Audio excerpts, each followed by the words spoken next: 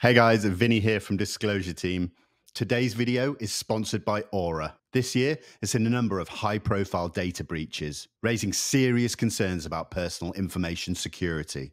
Dell suffered a breach that exposed 3.9 million customer records, including sensitive personal information. AT&T disclosed 2 breaches, one affecting approximately 2.5 million customers and another impacting 9 million customers. Finally, Ticketmaster experienced a massive breach, compromising over 560 million customer records. But most alarming of all, just a few months ago, National Public Data announced that they had suffered a major breach, potentially impacting every American. The incident compromised over 2.9 billion records used for background checks, including critical personal information such as names, addresses, dates of births, phone numbers, and most importantly, social security numbers. This is a big reminder to take online security seriously. I use Aura to keep my information safe, and I recommend you do the same. Aura actively monitors your personal data across billions of data points, including the dark web.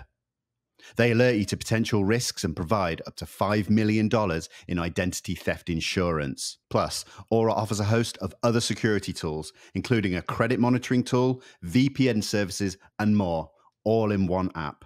You can go to aura.com/disclosure team to get a 14-day trial. In that time, Aura can check if any of your personal data has already been exposed. Don't wait for National Public Data to take action.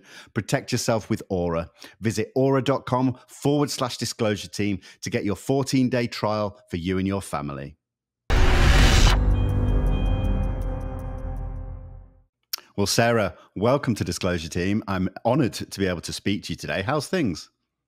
Hi, thank you for having me. Things are good. Days like today are lovely because we're getting a little bit towards fall weather, so it always makes me happy seeing the leaves come down. Absolutely. Now, there's lots of things to talk about. You obviously recently did a wonderful interview with my good friend Matt Ford over at the Good Trouble Show. So there may be some crossover questions or talking points. We'll try not to do that too much, but there's just a few things I wanted to touch upon. And it may jump around a little bit. I apologize for that. But my first question, have you ever heard of Immaculate Constellation? I heard of it this week. I have not heard of it before that. No, that's fair enough. But does it surprise you at all that there could be this umbrella group that has access to all this materials, crash retrievals, and reverse engineering? Does that surprise you? I mean, no, because there is a lot of SAP programs that I am very much unaware of. I tell people that ignorance is bliss. I'm happy to not be read into them. So no, it totally doesn't surprise me that I mean, we kind of have known of it already, right? That's been out in the news for a few years. So it kind of makes sense. So yeah, kudos to the whistleblower. Yeah. But did it ever come up in conversation during any of your work meetings or the investigations you were doing? Did you ever speculate between yourselves? Yeah, that's a good question. So no, when I supported the task force, it was from just like a small little narrow corner of what happened, of what went on. And so I supported it from NGA, National Geospatial Intelligence Agency, and the NGA. So we joke that the I is silent because it's hyphenated. But it was a very narrow. I don't even know if you'd say a niche, but maybe that's the right word for right now. So I was not read into a program. I just had regular access and was provided data to look at, and then I sent it back. Right. So you weren't reporting directly to like the head of the UAP Task Force or anything like that. It was more just supporting from your other agency. Correct. Yeah. Never met Stratton. Never met any of the leads, other than I don't even know if I actually met the NGA lead in person. Now that I'm thinking about it, I don't think I did. I think it was just an email and on phone calls and probably virtual meetings. That's actually funny. I just realized that. So during your tenure supporting the task force, were you there when Jay Stratton was the lead, or Brennan McKiernan, or who how long were you there, and who did that kind of leadership change? That's a good question too. I don't know. I want to say Stratton was the lead, but don't quote me on that because I just reported to my MGA team. So I honestly was just so excited to be a part of the club and to be able to help and to contribute in a positive way that I don't, yeah, I didn't even ask who all this was going to. No, that's fair enough. And for anybody watching or listening to this, if you want to learn a bit more about how Sarah kind of got the job and her career, I'd recommend watching Matt Ford's interview because she goes into that in a lot more detail. I'm trying, again, like I said at the start, trying not to repeat too many things from that interview. Now, in your day-to-day duties for the UAP Task Force or supporting them, was this your full-time job at that time, or were you doing a little bit of UAP for the task force and then working on other things for NGA, right? Yeah, correct. It was definitely not my full-time job. It never was my full-time job. I can't remember the percentage that I was allotted to that my deputy director allowed to work. I want to say it was like 15% a week or something like that. So I still ran my own kind of a program and my own projects. I guess projects is the better word because I was in the research directorate. So we did program management, project management there. So that was, yeah, 10 to once in a while, 20% of my time, but it rarely got to 20%. Right, understood. And so what was it, if you were doing some work on UAP, was your main role analyzing video or were there other aspects as well? Yeah, NGA is specializes in doing imagery analysis and also FMV, full motion video, so unmanned aircraft like drones. And so I was able to look at a lot of imagery, and I have a lot of different phenomenologies in my background, phenomenologies being from different sensors. So electro-optical, EO, which is like the pictures that your cell phone comes, that type of photos, and then synthetic aperture radar, SAR imagery, just kind of blurry, kind of like sonar on a boat. So I looked at mostly photos and then also was able to look at videos. Excellent. So you were seeing videos in the infrared and things like that? Yes, so I was not a thermal expert, so I usually would provide an opinion and then punt that over to those experts. Right, wonderful. Now, there's been a few videos mentioned in the last few years by people such as Lou Elizondo, who've given us some details of videos that still remain classified for whatever reason. And I just wondered if I could mention a couple to see if you can talk about them in any light or if you've seen them, things like that. So there was always this. We were made to believe that there's at least an image of a triangle-shaped object that had exited the ocean and was flying vertically, in our atmosphere. It's this elusive image. Does it exist? Does it not? Are you aware of anything like that? Yes, I am. So you will have seen that actual image. I can confirm that my eyeballs have seen that. Excellent. Okay. Did you analyze it, or did you get any? As the task force, did they come to any conclusion on that? So Lou's program was prior to task force days. And so by the time I came along, that had already been analyzed and done. And I wasn't really looking at any of the legacy videos to analyze them or anything because government tax dollars has already been used to analyze them. So I didn't spend a lot of time looking at them. But you had access to them through your clearance and the systems that, like the servers where they may have resided? Right. The next one I want to talk about is this infamous 23-minute video that Lou Elizondo, again, has spoken about in the past few years. And I want to read this small segment from his book, Imminent. And he says, unexplainably, the dots began to fly in a regimented formation, a perfect triangle.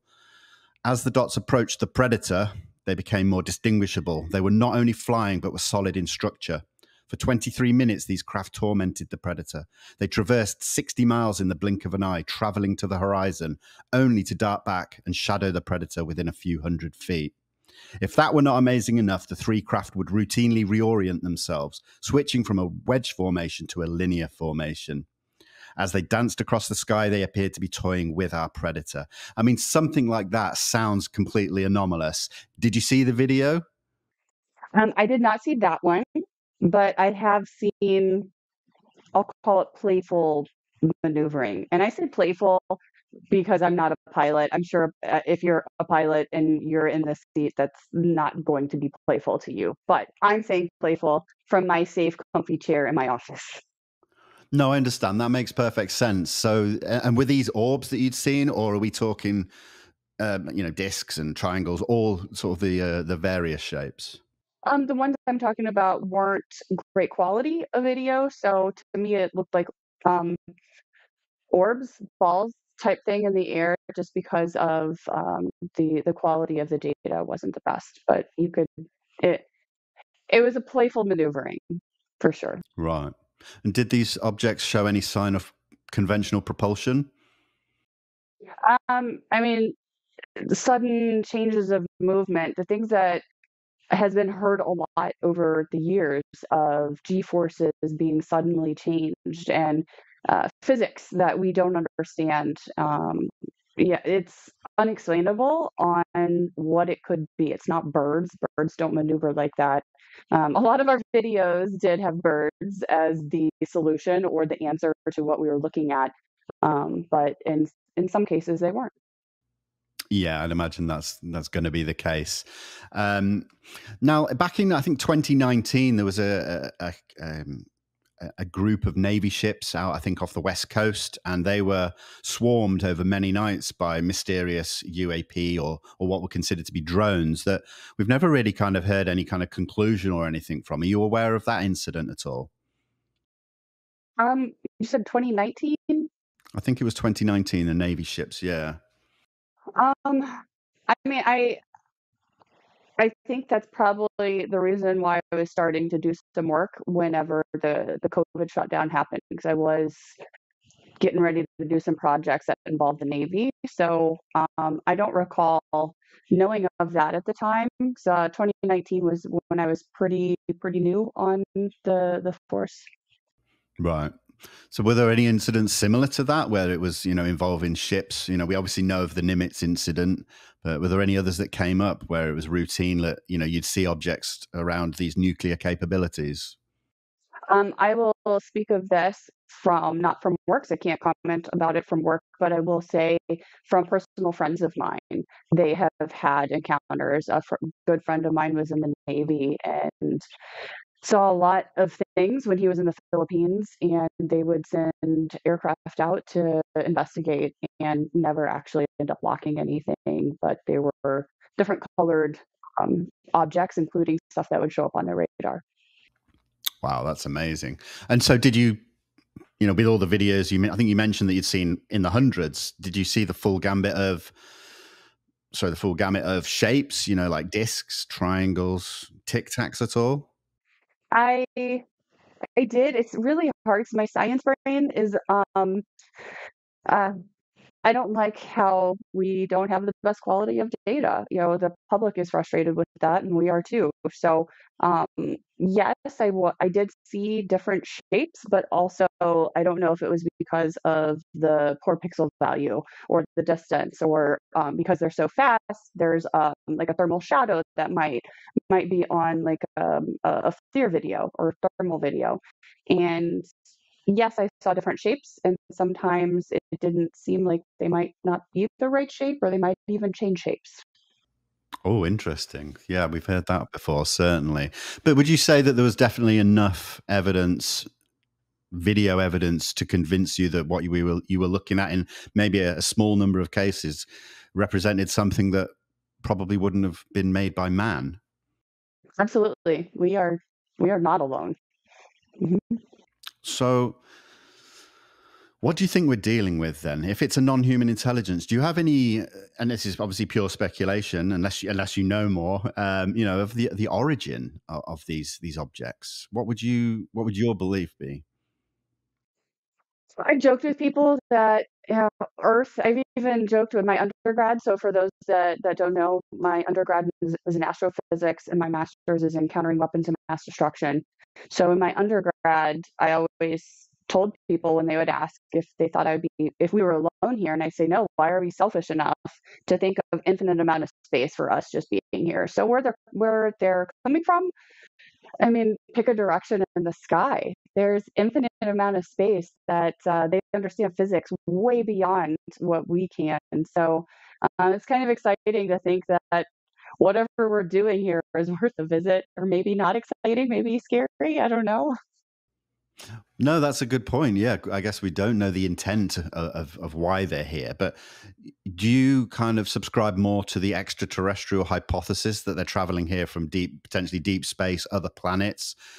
Because then on the flip side, we have the interdimensional theory, and then we have I guess what some would call the crypto-terrestrial theory, where they're from here and they've always been here. Maybe they reside outside of our senses, or they just plain hide in the water and things like that. Where do you go with that?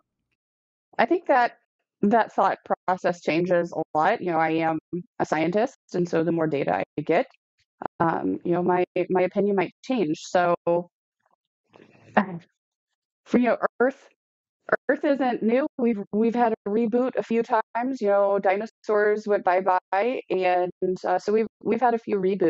So, who's not to say, like, maybe we originated from aliens? But astronomy 101 teaches you we are made of stars. Stars exploded billions of years ago for Earth to be created, for us to be here. Stars are a part of our DNA. So yeah, maybe we do have a little bit of that alien gene in us, and we just don't know which splice of our DNA that is. But there, to me, it's like humanity. We're so diverse. We're such a beautiful species of everybody looking different, our different accents. Like once in a while, my Missouri comes out, and I will have an accent. I think of that with space too. Like how can there not be diversity out there as well? Yeah, no, for sure. And what are your thoughts on the potential that these objects had been visiting us for millennia? Is that something that you think makes sense? Um, yeah, I think so. I've joked with people as well that Earth is kind of like a zoo, and they come in and check on us and see what we're doing, see if we exploded at each other yet, or imploded, or rock flying through space, and then pop out. So I kind of like that thought. Like we're a Disney World to them. They come and ride around a bit and then take out or take off. Um, yeah, I don't. Maybe I should actually think through this more when I respond on like my official final answer.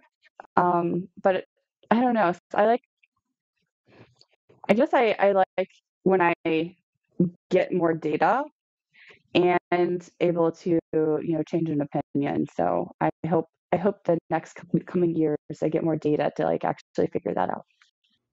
Great answer. No, I'm with you on that. It's always definitely good to follow the data on this. Um, how does all of this, your science hat and your work that you've done, how does that fit in with things like religion and spirituality? Is there a crossover? How do you combine the two or separate the two? Yeah, no, it's a good question. I was raised religious in a very religious community. Most people are Catholic. I was raised Presbyterian, and my daddy is a lay minister, so he could bury you but not marry you. And growing up, I always fell in love with the stars. And I think third grade was when I first started looking up and looked through a telescope and fell in love with the moon and annoyed my family with a million questions they didn't know how to answer. So by the time I got to college, um, I was ingrained with both things, and so some of my classmates once in a while would say, "How do you differentiate between your religion background and your science?" And I would say, "Why is there a difference? Why is it one or the other? Like, why can't it be both?" And now that I have the spirituality aspect and being a psychic medium, I have a very different perspective on the world. It's really neat what has opened up my eyes to be able to see. So there's definitely a crossover. Sorry, that this is a lengthy dialogue into actually answering your question. There is definitely a crossover. So physics defines up to 10 dimensions. We've proven 10. I didn't do that. Humans, some smarter scientists than me have proven up to 10 dimensions. And so in 10 dimensions is also crossover to spirituality, which is God is omnipresent, or source, or whoever you might worship or pray to, or don't. But in 10 dimensions, time doesn't exist. Time is not linear. What time is linear here on Earth because we are in the third dimension. So when you get up to that many dimensions, God could be everywhere. You know, whoever you pray to can hear your prayer because he could be everywhere from time not being linear. He could be in the past, present, or future. I don't know how crazy you want to get down this rabbit hole. As crazy as you want to go, honestly, people will love to hear more from you than me. So please let it flow wherever it goes. But do you think the kind of religious or spiritual side of things works in tandem with the science and can actually benefit it as well? Oh, absolutely. There are things that are bridging right now at quantum physics. So there's tests that have been done that have been, I want to say, in the northern hemisphere, maybe North America, and then somebody's in like Germany or somewhere, and they test sending energy across the globe to each other, and that they've actually validated that that's real. And entropy is always expanding. So yeah, we're starting to be able to prove spirituality. There's so many scientists out there that are validating that plants are alive and plants have feelings and emotions and respond to talk. I think it's incredible time to be alive, to be able to witness, quantum computing coming around and what we're able to see and do. And maybe that's why they haven't made contact yet. They're waiting for us to advance just a little bit more. I don't know. But so with spirituality, there's even stuff that I've learned in some of my classes that I've taken, where my teacher, who isn't a scientist whatsoever, and she would say something like, I got in a meditation one day that there's infinite amount of universes and they're parallel and this makes no sense, but I had to tell you guys something in me just wanted me to tell you all as a class. And I raised my hand and I'm like, that's actually a theory that we learn in astronomy class. Like, that's real. So that's when I started having these crossover things of like, wait a minute, I learned this in physics. I learned this in astronomy. And to be able to have the perspective of both of these worlds feels like I'm in such a unique position, and I know I'm not alone. But it's really cool to see this bridge and to be able to explain that everything is energy and these dimensional values and That's wonderful. I love that. I think it's so great. And I know that people already, since you came forward, are probably judging you in certain ways based on, oh, she believes in this, therefore her work with UAP maybe have biases and things. And I mean, I don't agree with that at all. I think the two can go side by side. And you even mentioned that, your bosses and people that you worked with at the time were fully aware of your spiritual side and were, it wasn't an issue or it wasn't a thing. So when did you kind of, how do I phrase the question? When did you become spiritual? When did this journey of experiences and gifts kind of first enter your life? How did you discover it? yeah, we kind of call that the awakening. I I've kind of always known my whole life. I started having ghost experiences when I was in middle school, and I didn't see anything, but things would happen around me. So that progressed into I started having psychic things happen, but it was stuff that I would predict for myself, and I would have that happen not until I would say 2014, maybe 2015. I had a near-death experience in 2012, and things kind of accelerated after that. But I started having experiences of others, like friends that I didn't really know that well. Their loved ones would come to me and freak me out. So I didn't officially start doing any spiritual classes and start learning how I guess to talk to the other side or the above or whatever. I didn't start any of that until I think it was 2018. So by the time I was on the task force, I still wasn't, I'll call it certified in quotes because it's hard to certify as a psychic medium because it's not like a degree like I got, from my astrophysics degree or my physics degree.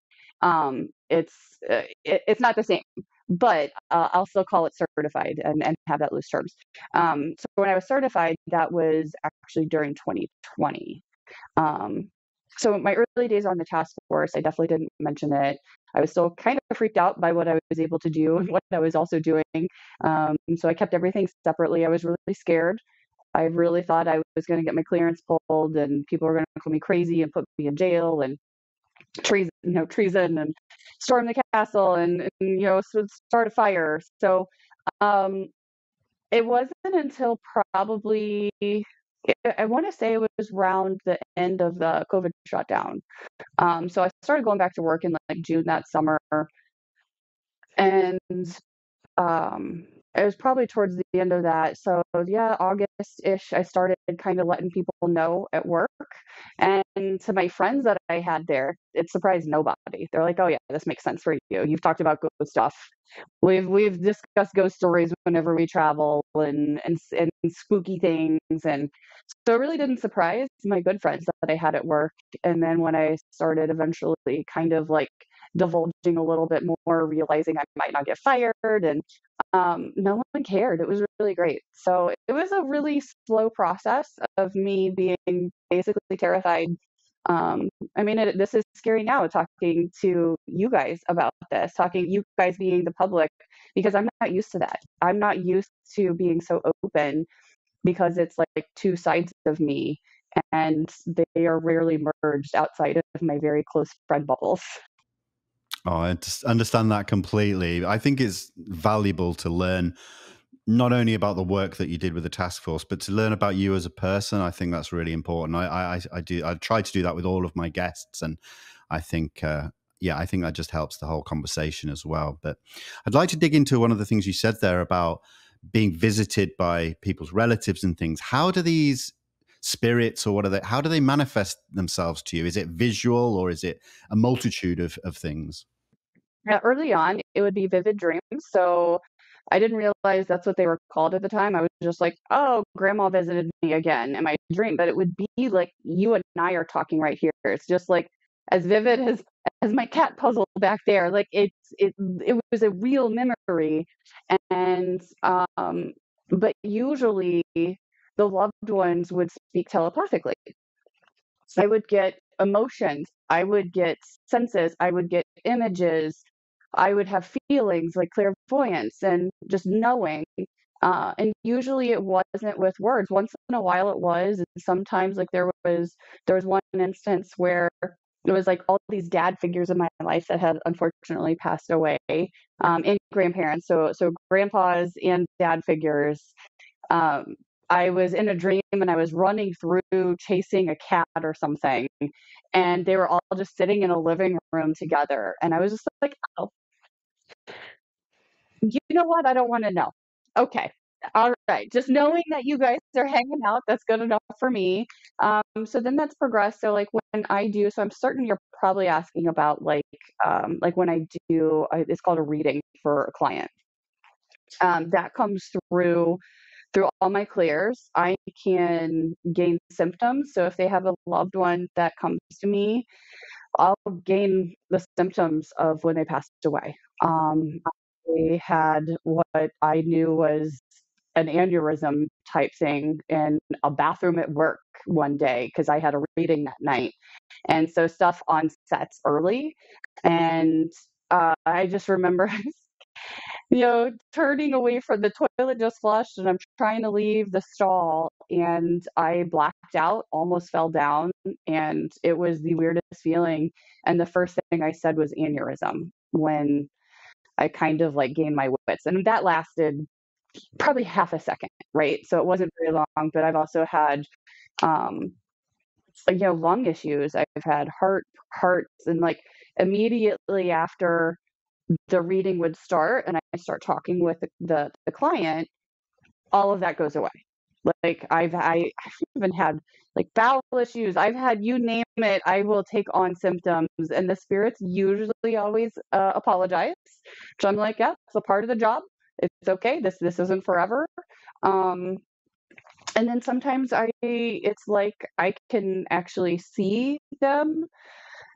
And so like, I would be able to see something over their shoulder, and I could see something on the street, kind of like the movie The Sixth Sense, like the little boy being like, they're right there. Like I could see that. Sometimes while hiking, if it's in like a Civil War area, I'll actually see a lot of energy that's implanted there, a lot of trauma, and see soldiers walking around. I do taste as well. So like I basically use all my clairs. I don't get clairaudient very well, so I don't hear. Although sometimes spirit likes to mess with me and break through and make me listen. Wow, that's fascinating. So these spirits, though, or whatever you might call them, where where do they reside? You know, if you're talking about potentially dead people and things like that, is there a what's behind the veil? Where is it? hmm I I've been there because I died. I died May 10th of 2012, and I got booted out of heaven. And I even my family teamed up against me and told me it wasn't my time yet. So I can officially say I got kicked out of heaven once. Um, but is um, it's just there. So it's not here on Earth, but I think of it as in the sky. So when I am, it's in the woods while I'm hiking. I'm gonna get emotional because it's so beautiful. It's like so much love and peace, and so I always think of it in the sky, but it's in another dimension that we just don't have access to very easily here with our eyes that are in third dimension. I guess it's hard for me to explain because I've never really put that much thought into it of where is it located, but I know it's not in this dimension. Yeah, no, that's so interesting. So do you see any kind of relationship or connection between the spirits, the realms, your abilities? Is there any link to potentially what we could be seeing with UAP? Do you think it could all be part of this big picture that we're only recently kind of becoming aware of? Yes, absolutely. So spirituality and where aliens and HI reside are definitely in higher dimensions. And some of my classes that I've taken, I've also learned, oh man, um, this is awkward for me to talk about. It's awkward because I'm just not, like I said earlier, I'm not used to just being so open and candid and, um, you know, a lot of muggles are going to be hearing this and they're going to um but one of my classes I took, so there's a thing called the Akashic Records, and so think of a library that has past, present, and future books on each life, each soul. And so you could go to the library. There's a certain way to open the records and training and stuff that you take to do that. And usually, if you get an Akashic reading done it's for Earth lives. So typically, you'll get a reading, and it'll be for your lives that you've had on Earth. And you could also do semi like psychic readings as well because you could turn the page and get to the future part in your book, right? So the class that I took was for galactic, and doing that, you got to learn a lot of galactic history, and some of it had overlapped with my own personal experiences with some NHI and some meditations and some of my healing sessions. So sometimes I do believe without seeing, and other times I have my own data to back up stuff because some of it is pretty cray cray and really cool because I've always known we're not alone. So I feel like I was born to believe, and I was born to know that there's more out there. So it's easier for me to accept. Um, that was a really long-winded answer to yes, it crosses over. No, I love that. No, that's fantastic. The more you say, the more I appreciate it for sure. But so, what would you say to any naysayers who say that clearly you have these two hats, but there could be conflict there, and there's going to be naysayers, unfortunately, and I don't want to dwell upon it. But what would you say to those people? I would say we need you. I would say I'm not here to lecture you and to preach to you that you have to believe what I'm saying because we need the naysayers. We need people to challenge us. And, a lot of people out there want more data. They want concrete evidence. They want a bottle that they could hold and that they could cheers with somebody. And we want that too, but we just don't have that. Well, at least I don't. I haven't been a part of any of those programs where I've touched anything. Um, but we want that as well. So we're all on the same team, whether you're a naysayer or not. We really truly are on the same team, and we're on the same rock flying through space and trying to get along, and that doesn't always work. But I we need skeptics. We need those type of people. I will always be a skeptic, no matter what I see. My science brain going through any analytical process is always going to be first and foremost. So yeah, we need you. Absolutely, I couldn't agree more. I think we need skeptics. It's just when it falls into people becoming offensive because they feel challenged by somebody else's views or they don't agree with something, that's when I have the issue. So no, I really appreciate that answer there. Now let's just switch slightly back to the UAPs, if you don't mind. Obviously, we know that David Grush supported and worked with the UAP Task Force as well. Did you ever come across David, speak to him, work with him in any way, shape, or form? No, I did not. He was in a different part of the country, so we weren't even in the same time zone, and he supported from a different agency as well. And I want to say he started around the time when I left. I don't remember his dates that he started, but no, I never got to know him. But I know other people who were on the task force who knew him. So did you because you were all, or not all, but a lot of you were from different agencies supporting the task force from different locations in the country and that, did you ever have any physical meetings, where you would actually kind of come together, put your heads together and talk about UAP? Yeah, I was never a part of any physical where I was in a room with people. They were always virtual calls. We were from all over.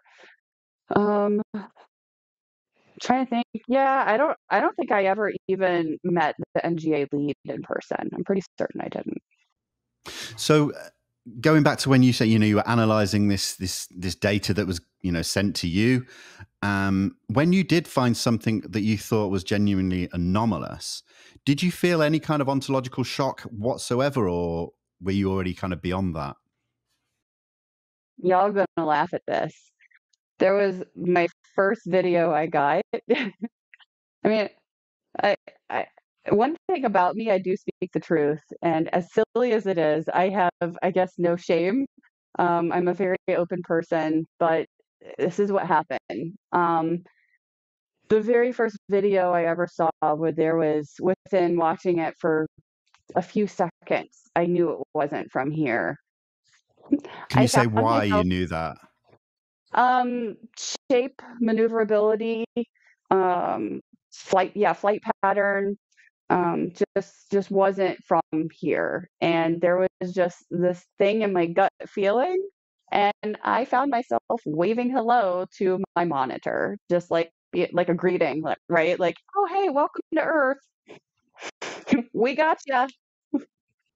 So what do you do with that? What do you, you've seen that. Do you then have to report to someone your opinion on that? Like, that must be, I mean, I can't comprehend it to some degree.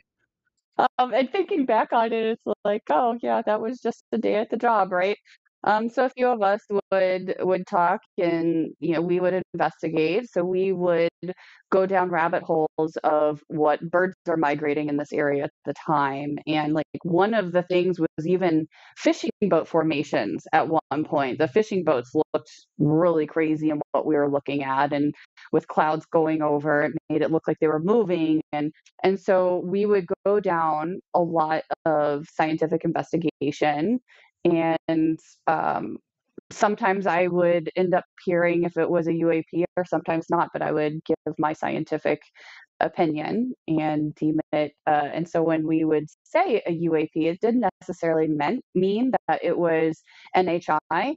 It would mean we just didn't know what it was. It could have been Chinese or Russian. It could have been another country, but we didn't know what it was, so it was a UAP. And do you think that there could potentially, you mentioned there, like other adversaries, could there have been some technological breakthrough? Should we be worried about something like that? I always say we should always be worried about adversaries because we all can't get along here on this planet. I never saw anything that I thought was from an adversarial country that I deemed worrisome. I'm trying to not go to jail. Um, UAP related, I never saw anything with what you're talking about. Okay, no, that's fair enough. Thank you for clarifying that. Did you see videos from all over the world? Were they like related to like military intelligence and things like that? Oh, absolutely. And we would even look at unclassified data. So early on, when I first started supporting, there was a video that came in from YouTube that um, I immediately said, "Oh, guys, that's a bolide." And people were like, "What is that?" And I'm like, "It's a bolide." And I know my Missouri comes out in the accent, but I can't say it any other way. And I was like, "Oh yeah, like no one, y'all don't know what that's just a really bright meteorite. That's a fireball." Um, so we would look at images and videos from all different sources, from commercial pilots and stuff. And what's been really cool with the early days of being on the task force and then supporting kind of on the side in the later years, because I've still been kind of a part of it, but not, of course, task force doesn't exist anymore. But still been on the sideline supporting in some ways.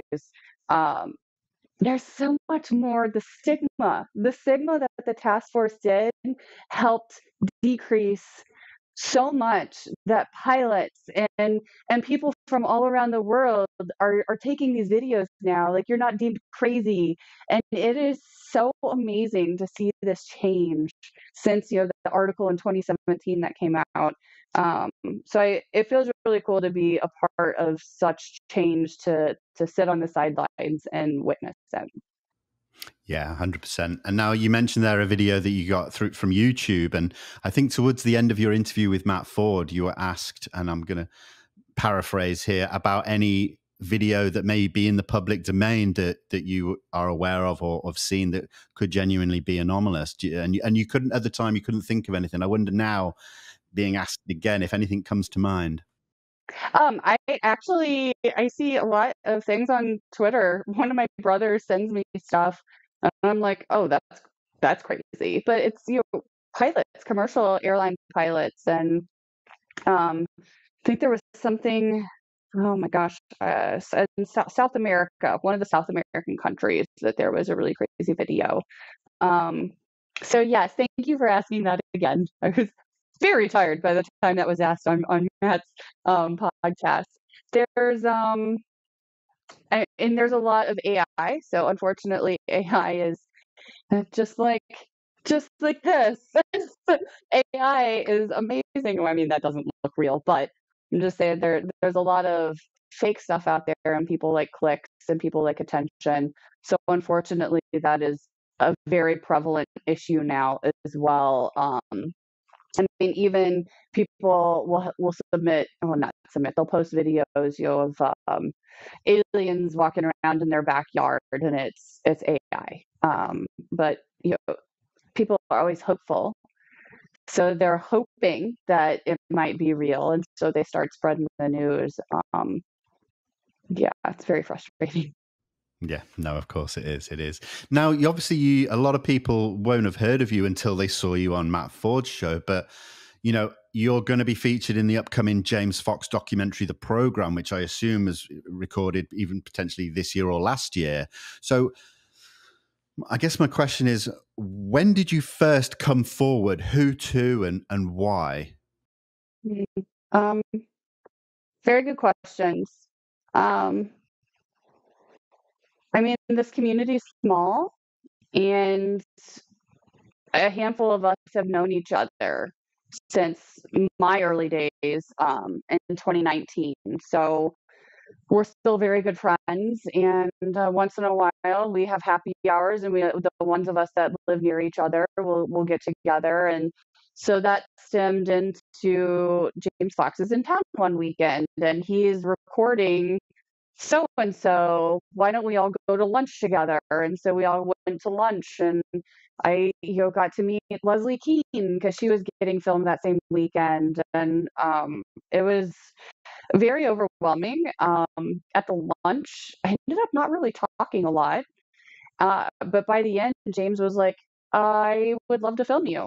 And do you want to come back tomorrow and come back to DC to where they were going to be filming? And I just went, sure. I honestly didn't think about all the things that would come with just saying sure. Like after it's aired, people are going to know my face, they're going to know my name, and my life is going to change. And oh my gosh, the debunkers, and oh my gosh, my psychic medium stuff, I'm going to go crazy. And so that never hit yet. And the next day we went and filmed. So this was March of last year was when my segment was filmed. And it was freezing, and it was cold outside. It started snowing on us at the end. So thankfully, my shivering isn't on film. But it was really cool. But the day after, actually, I think I was driving home after being filmed, and I started kind of freaking out. Like, I'm not going to be behind a classified curtain or classified wall anymore. And that was when I was like, it hit me. So coming out now, it was, I mean, with everything happening and the film coming out, so I just thought now's better than never, and there's no date set on the film to come out yet. So I also like to kind of talk about it, advertise a little bit for James too, if this topic comes up while I'm on podcasts or discussing. I have seen it; it's really good. Saddle up, everybody. Yeah, I can't wait. I was lucky enough to meet James when he was in England last year filming for it. Wonderful, absolutely wonderful. So I cannot wait. Everybody's amazing. Yeah, no, for sure. And so that group of people that you were with that weekend or that you mentioned, were any of your friends interviewed for it as well? Yes. Oh, so we have more people that we've never seen before coming out in this documentary. I think that's what everybody's really excited for. Okay, interesting. And were they support to the UAP Task Force as well from the same agency as you or elsewhere? Not all. Oh, okay. Interesting. That's so exciting. I love it. I love it. Well, maybe we'll have to do this again after the documentary, and we can invite your friends on as well, and we can have a group discussion. That would be amazing. That would actually be fun. Yeah, definitely. And I hear that you're a fan of wine, because one thing I'm known for is my love of wine. So we could have like a laid back wine evening. I would love that. I actually thought about that earlier because I had my softball games earlier, and I'm hot, and I'm like, oh, wine would be great right now. I'm like, not yet. I'll go for electrolytes instead. There you go. Well, listen, Sarah, I'd love to get on to some follow-up questions. Obviously, when I knew that I'd be speaking to you, I put it out there, and people have so many questions. So I've whittled it down to a few. Okay, I will answer. First off, I want to caveat, I'm not going to jail. So I'm sorry if some people don't like my answers, but I'm going to say tough cookies. No, I completely agree. I think anybody that understands should understand that you have consequences if you go too far and things like that. Yeah, so I understand, and hopefully everyone watching and listening will too. So the first question is from Christopher Walford, and we're going to start off easy here. What was Sarah's favorite case that she investigated with the UAP Task Force? I think okay. Two answers. Favorite case from a collaborative perspective. I can't discuss what it was, but we spent many months. It did 100% with your eyeballs, looked like a UAP, but we all didn't give up by just the face value. And we ended up pulling in people to get information on the camera system and the operator, and it was such an amazing collaborative team effort. And along this entire way, no one told us we were crazy for what we were trying to prove or disprove. So that one, and I'm sorry I can't say what it was, but it was really cool, the team effort and global outreach as well, because it was people from all over the world that worked on it. Favorite from visual was I did talk about on Matt Ford's, I think it was Matt. Yeah, I mentioned the flying brain. So that stumped me. Yeah, let me just expand upon that. The flying brain, was that captured on I'll ask the question differently. What sensor was that captured on, if you don't mind saying? It was a video, So a normal video. like a drone. Okay. Was it in color? Um, mm, some, yes. Was the brain colored? Was it pink? Is that how it resembled a brain, or was it more just the actual physical structure? It was an interesting thing because it looked like it kind of changed. It would change, and then that was when I was wondering if it was the poor quality, like pixel values were maybe a little bit big. The color, all of it changed and kind of morphed, and but yeah, that was pretty crazy. We did not know what. So kind of iridescent, that kind of kind of color Yeah, it would changing take type. on colors around, depending on where it was going. Think of, like a, metal. I don't have anything as an example around me, but something metal or whatever that could um, morph. Like I always think of like a gravitational like force field, or a sci-fi film of the Avengers aircraft that could go into, hmm, words are hard, disappear basically. Sure, sure. And so, well, when I think of UAP videos, and I think a lot of people will, is that you're filming up in the sky and there's an object and there's maybe not a lot of background. Was that the case with the brain video, or was it there's buildings? Was there a scene around it? Yeah, there was clutter. So clutter to me is, yeah, your urban and then terrestrial environment. Interesting. Wow. And so, why would that be classified? That's because of the platform, and so there's different things for classification of stuff. It could be the sensor itself, it could be the location that it's looking, it could be for various things. So there's multiple reasons on that side. Yeah, the reason I ask is because surely in some cases these videos could be scrubbed of certain sensitive data. I mean, we see the release of these Russian jet videos flying close or in sensitive airspace, almost every other week on probably sensitive systems. Why can't some of these be scrubbed to be released? It seems like they're being overly classified. Um, well, I think some of it still, like I would never put any of US or allies in harm's way. So if we're videoing something to help protect them, I hope that's never scrubbed, because I don't I would never want them in harm's way. But some of them definitely, if they're just you know cloud bank, and you see something above a cloud bank, I don't understand why that can't be declassified.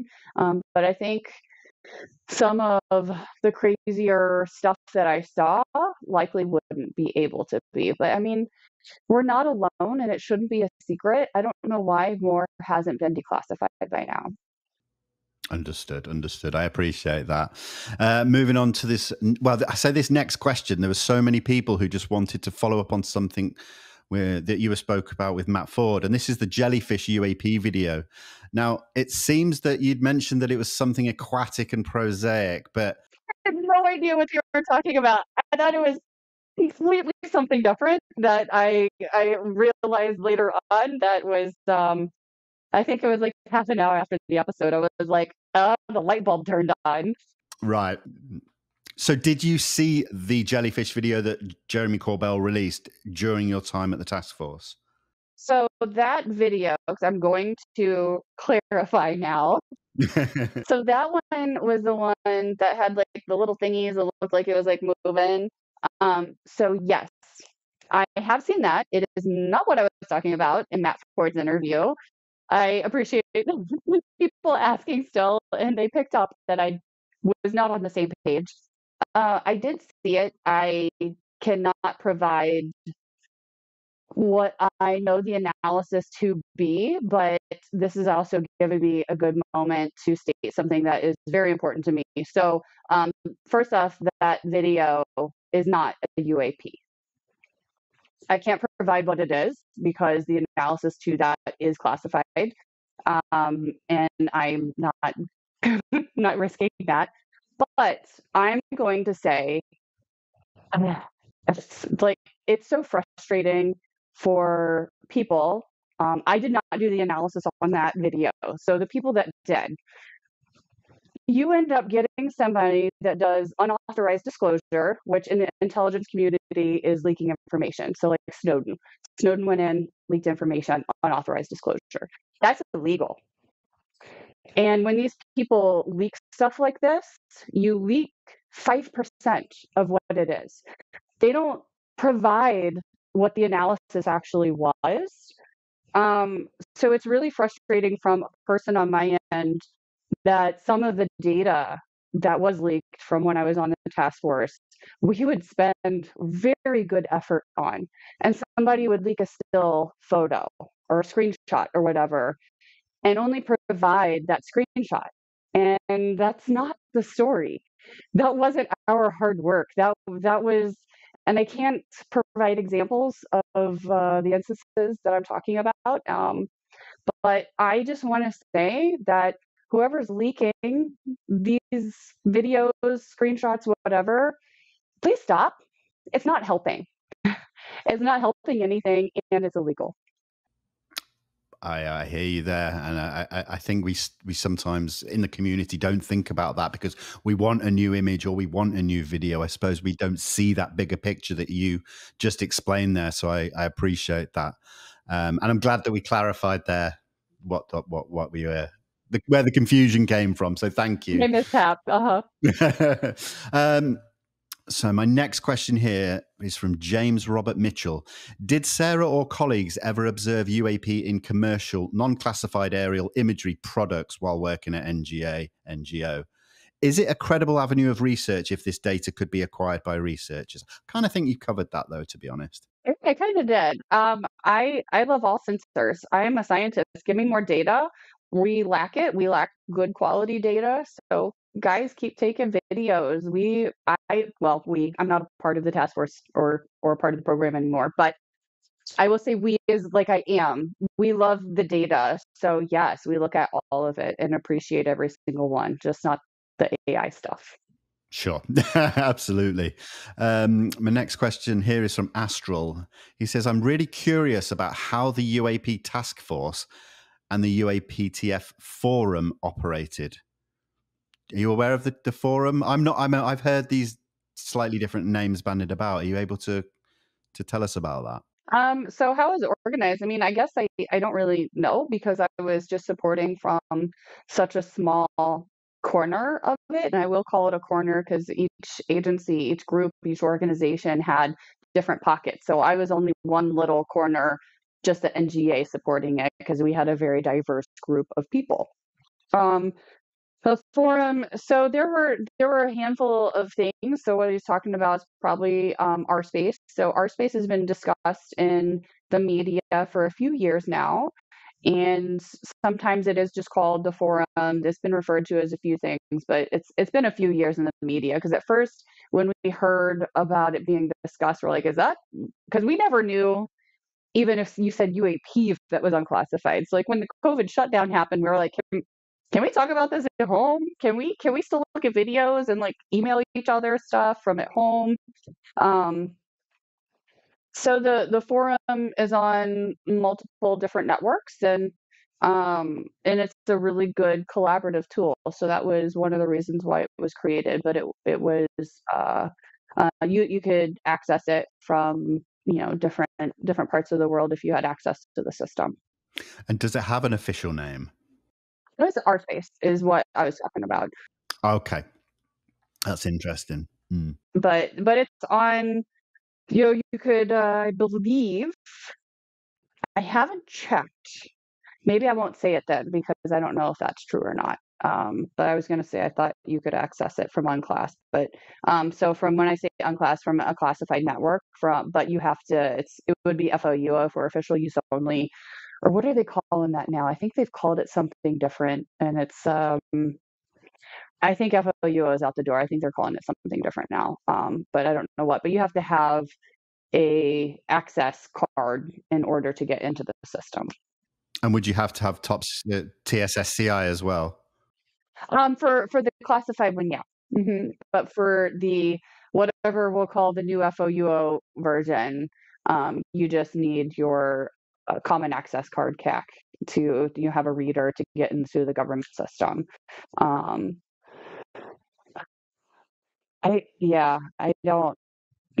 really don't know if that's on class anymore. I think it is, but sure, no problem. That's fine. The next question here, let me go. Logan says, what's it like being a badass? Seriously, though, do you have plans to work with organizations such as New Paradigm, UAP Caucus, UAP Disclosure Fund, or any others? I have not been approached to work with any of those things. It's super fun being a badass. I also do MMA, so I feel like yeah. So I'm a brown belt in MMA, so I'm super close to my black, but I've stopped training for a little bit, recovering from a knee surgery. So yeah, so I have not been approached. I'm still trying to think. I haven't gone through all emails still, and things are still coming in from being on Matt's show. So if something's there, I don't know. But I have not been approached. That's great. But you'd be open to doing some collaborative work within the UAP field, let's say. Of course. Oh, absolutely. I mean, it's always been a passion of mine my entire life. So, and I'm getting to do what my 10-year-old self dreamed. Like, how amazing is that? And, I was thinking the other day about kind of, when you're out, I don't know if you go out into nature, but like in moments when in reflection. So my moments of reflection are usually when I'm by myself hiking and hugging trees and putting my hands in the dirt. I was thinking, how cool is this that I grew up being the biggest X-Files fan and always knowing that the truth is out there, but the truth is here. That's really well said. I love that so much. And I reflect on those moments where I'm out walking and stuff as well. So I relate to that completely. Yeah. The next question here from Nick Gold. Sarah, are you aware of any intelligence assessments created by the UAP Task Force or other DoD IC organizations or working groups that outline the possibilities for the nature and origin of highly anomalous, apparently technological UAP? I wish I knew that answer. That would be super cool. I, unfortunately, supporting from NGA, we had strict guidelines on just looking at the data, the videos and stuff. So I was never a part of any type of discussions along the line of that question. Understood. No problem. The next question here is from Laura. I'm not going to even try and butcher her surname there. My apologies, Laura. Could Sarah tell us more about the UK UAP database she mentioned with Matt? And obviously, I'm really interested in that being from the UK as well. It would be wonderful. Is there a name for that or a department it falls under? So I actually have gotten a few questions on that, and I thought I mentioned it in there that you could just Google. So how I found it was one of my friends. She was in grad school, and she was looking for ideas for a thesis or for a research project. And I was like, we could do some UAP stuff, but we could do different technology or look at UAP databases. And so we were on the phone with each other, Googling, and I found something. and that was and there was a Canadian one. So those were what I was referring to, was just from me going down rabbit holes, and I don't think it took us too long to find them, but there was definitely a lot of clicking and alternating different terms. So I don't think we used UAP to find that term. It was something different to find information. Oh, that's okay. That's clarified something for me, because I thought in some way you were saying that you had worked alongside or in coordination with the UK with a classified UAP database. And, to me, that throws up so many questions, because we get absolutely zero from the government in the UK. And so I almost felt like that could be a breadcrumb. But again, I appreciate you clarifying that. So sorry to the public, because a few people have asked me as well, and I'm like, I'm so sorry. I should have emphasized more than what I did, that it was just from the Google. No, that's absolutely fine. And like I said, I do appreciate it. I'm sure it was just like probably somebody compiling their own data or their own research or something, but I know it wasn't UAP what we searched. It was some other phrase. Understood. Well, listen, Sarah, that's been a fantastic conversation. I've really enjoyed it. I have one final question, and that would be, how do we move forward, both as a community, whether it's researchers or just people with an interest in the subject? How do we move forward? I would say keep an open mind. No matter what is out there, we all want the same thing, and we want the truth. And I mean, like I said earlier, the truth is here, and I am just providing another layer of validation to what has already been said. I don't have anything outrageous or, yeah, like I'm not, tipping some wine with an alien or anything yet. Maybe one day. I'm not opposed to that, guys. Um, but yeah, keep an open mind, and don't be mean. Please don't be mean. Be kind. This person here, I still have a life, and I have lost friends already because of this, and it is not easy. So remember that I'm still a human, and whoever else is a whistleblower, or the people, I don't consider myself a whistleblower. I'm just speaking my truth, but we all have feelings and a family, and so please be kind. That's a wonderful way to finish off this conversation. Thank you so much. I appreciate you so much. I know so many people in the community do, for stepping forward and speaking your truth, as you say. I wish you all the best. Stay in touch. We'll do this again with a group and some wine. But yeah, thank you so much. Thank you so much. Have a good day. Thank you. And to everybody watching, as always, thank you. Please take a second to like the video, subscribe, share it with your friends, and comment down below. I really appreciate you all, and we'll see you on the next one. For now, take care and goodbye.